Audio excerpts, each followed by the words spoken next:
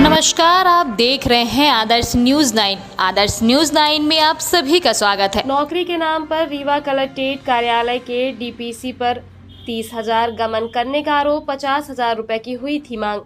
DPC और फरियादी के बीच बातचीत का ऑडियो लेकर शपथ पत्र के साथ कलेक्ट्रेट कार्यालय पहुंचे फरियादी। रीवा कलेक्ट्रेट कार्यालय में पदस्थ डीपीसी के ऊपर नौकरी के नाम पर 30,000 रुपए ठगी करने का आरोप लगाया गया है।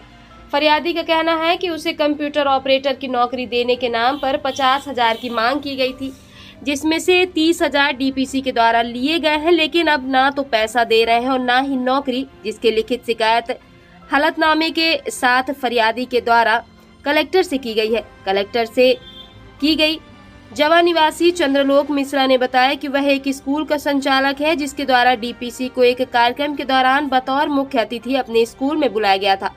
तभी उसकी पहचान डीसी से हुई थी।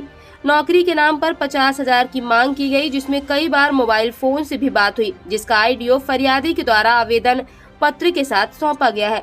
फरियादी ने बताया कि 30,000 दिए जा चुके हैं और नौकरी के बाद 20,000 देने की बात हुई थी, लेकिन अब ना ही नौकरी मिली और ना ही पैसा। आपने आज कलेक्ट्रेट कार्यालय में शिकायत की है कि नौकरी के नाम पे आपसे पैसे लिए गए अधिकारी के द्वारा, और उसकी ऑडियो भी आपके पास है, तो मामला क्या है? मामला ऐसा है सर कि यहाँ के जो डीपीसी हैं माननीय देवकरण मिश्रा जी, उनका हमारा परिचय 10 साल पहले था, पूर्व में। और मैं एक छोटी सी विद्यालय चलाता हूँ प्राइवेट, तो उन्होंने मुझे ये बताया कि मैंने उनको अपने विद्यालय में चीफ गेस्ट बनवाया। जब चीफ गेस्ट बनवाया तो हमारे कार्य से प्रभावित होकर के मुझे अपने घर बुलाए, और घर बुलाने के बाद मुझे कहते हैं कि आप आउटसोर्स के एजेंसी के माध्यम से MIS पद में आप नौकरी कर लीजिए। मैंने कहा ठीक है, नौकरी की ललायत रहती है। मैंने कहा ठीक है। फिर उन्होंने 1 लाख रुपए की चर्चा की। मैंने उनसे रिक्वेस्ट करते करते 50,000 हमारा उनका सौदा तय। जब 50,000 हमारा उनका सौदा तय हो गया, उन्होंने बोले कुछ दे दीजिए, तो मैंने उनको 15,000 करके 2 बार में पैसा दिया, और 30,000 रुपये शेष रह गया था। तो हमारी उनकी बात ये हुई थी कि जब अगस्त वो जिस दिन आपको आदेश मिलेगा उस दिन आप मुझे पैसा दो। बोले ठीक है। फिर अगस्त से सर आज तक मुझे एकदम कंटिन्यू घुमाते रहे। मैं और हमारी पत्नी दोनों लोग उनके घर भी गए, बिल्कुल उनसे निवेदन किए, उसका कोई नहीं। और 3,000 रुपये पंकज कुमार द्विवेदी के नाम से मेरे अकाउंट में डलवाए गए। अब ये जो आपका लेन देन हुआ है, इसके बारे में चर्चा क्या मौखिक होती थी या फिर मोबाइल फ़ोन के माध्यम से? मौखिक होती थी सर। कुछ बातें हमारी उनकी केवल ये होती थी कि सर हो जाएगा हमारा कि नहीं होगा। तो कई बार उन्होंने बताया कि आचार संहिता लग गया, आचार संहिता के दौरान जैसे आचार संहिता खुलता है वैसे आपका हो जाएगा। और आचार संहिता जब खुल गया तो मैंने उनके घर में संपर्क किया।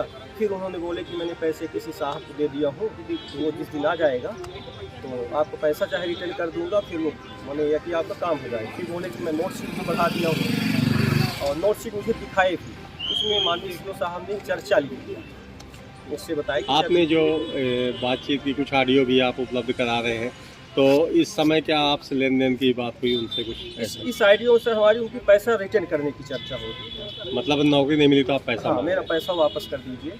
और सर मुझे इतना तक कह चुके कि अब हमारी आपकी लड़ाई आर पार हो जाएगी और काफ़ी विवाद होगा हमारे आपके बीच में।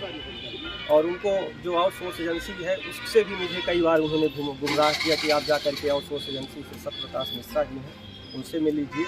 मैंने उनको बोल दिया हूँ, वो आज आपका दे देंगे। और हमारा साला यहाँ रहता है, मुझे पैसे देने के लिए साले से बोले कि मेरे अकाउंट में कैश नहीं है और भेज दीजिए किसी को। तो मैंने अपने साले को भेजा कि जा करके पैसा ले लीजिए। फिर वो फ़ोन किया तो एक बार फ़ोन उठाए, फिर दोबारा जब टाइम दिए थे पैसा वापस करने के लिए तब उन्होंने फ़ोन ही रिसीव करना नहीं किया। आपने जिस अधिकारी का नाम लिया है वो कहाँ पदस्थ है अभी और कैसे? कलेक्ट्रेट में डीपीसी कार्यालय। कलेक्ट्रेट डीपीसी कार्यालय में।